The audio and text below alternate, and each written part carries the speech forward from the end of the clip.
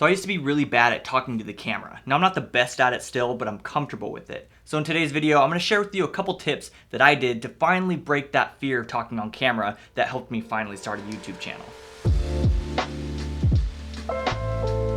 So let's talk about talking on camera. Now this is one of the biggest things that I think people think about before starting a YouTube channel, and I think it's the #1 killer of why people don't end up doing it. So let's go back to 2018. I was traveling a lot for work, and there was a lot of stuff that I wanted to document. I wanted to restart my YouTube channel that I had already but didn't really do much with it for a couple years.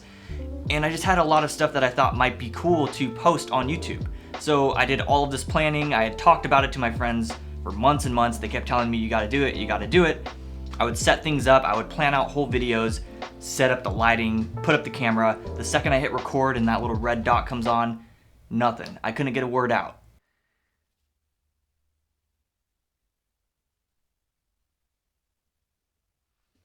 And I just gave up, I turned off the camera, and I moved on. This got really frustrating because I wanted to start a YouTube channel. I thought it would be super fun to start posting videos for myself and videos that weren't for a client, just fun things that I wanted to do to help with my creativity. But I couldn't because I was so wrapped up in this idea of talking to the camera and thinking that I was going to sound dumb, or I struggled with imposter syndrome thinking, oh, I have 180 subscribers. So I just put the camera down and I never touched it. From 2018 to 2019, I had shot like 5 or 6 videos that I never released because I didn't finish them.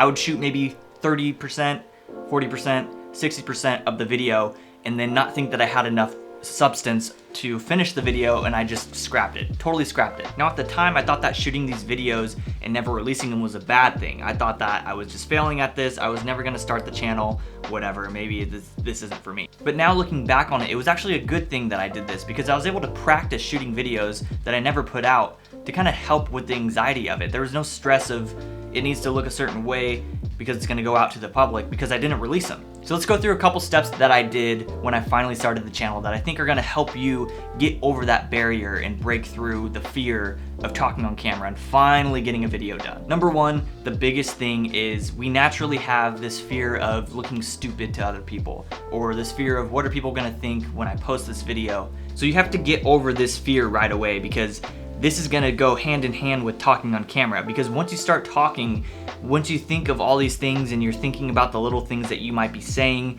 it's all going to start bubbling up in your head and you're gonna tense up and you're gonna start fumbling over your words and you're gonna get caught up and you're gonna get frustrated, and that's how people just stop shooting videos. That's what happened with me. I would get so tense and worked up that I couldn't get the words out and I couldn't form a sentence on camera. So you need to take a step back and get over that fear of putting things out there to other people. Because I can guarantee you that most of the mannerisms that you think are weird about yourself, most people aren't gonna pick up on. There's so many things that when I talk, or there's certain words that I say that I listen back to and I think, that sounds really stupid. You sound like an idiot. No one picks up on it, or if they do, they don't say anything.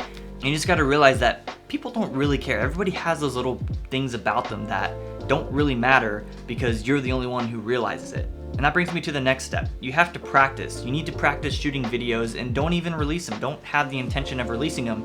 Just think of a topic that you wanna talk about for 3 to 5 minutes. Shoot a video just by yourself, shoot it, finish all the talking points, make sure you got everything in there, put it on the computer and start editing it. You need to go from start to finish on a video to learn what needs to go into the video to make it a complete thing. That's the great thing about shooting YouTube videos, is that if you mess up or you forget to talk about a certain thing, you can just go back and add it in later. So if you forget to say something or you say something wrong, you don't like the way you said it, just set up the camera again and add it in later. Alright, I gotta practice what I preach here because as I'm editing this video, I realized that I forgot to talk about something pretty important. So I'm recording this like 2 or 3 hours after what you just watched. What I forgot to add in is that it's okay to mess up your words. You're not gonna get everything right the first try. If you say something wrong, take a quick break, give yourself a little bit of a pause to be able to cut it when you're editing, and then say it again. Say it as many times as you need to until you're happy. Eventually you'll get better and better and you'll be able to talk longer without messing up. I still struggle with this. You'll still notice a lot of jump cuts that I have in my videos because I have to hide all of the times that I'm messing up, and that's totally fine. And while you're shooting these videos and editing them, you're gonna start learning how you talk. You're gonna start learning little things that you say, or different inflections on your words or timing and spacing that you need to fix to help you edit the video more seamlessly. I have a big problem of talking too fast, so I'll get on a tangent and I'll start speeding up my words, and I don't give any breaks in between thought processes, or anytime I forget something or fumble over my words, I don't break. I don't give myself a stopping point to edit. I don't give myself a stopping point to edit it out. And if you just watch that, you could see how many times I fumbled over that thought process before finally getting it right. Another thing that I think is super helpful is just shooting on your phone. It's gonna be a lot less intimidating to shoot on your iPhone versus this vlog setup. I mean, look at the difference here. You've got big camera here, just your phone that you're used to having in your face all day anyways. So naturally, you're gonna be more comfortable with it. So I always tell people to start shooting on your iPhone. That's what I still do when I shoot out in public, or anytime I don't wanna pull the camera out, is I just shoot on the iPhone, because you're gonna get, honestly, the best quality that you can without having a professional grade camera, and it's a lot easier to get comfortable in front of.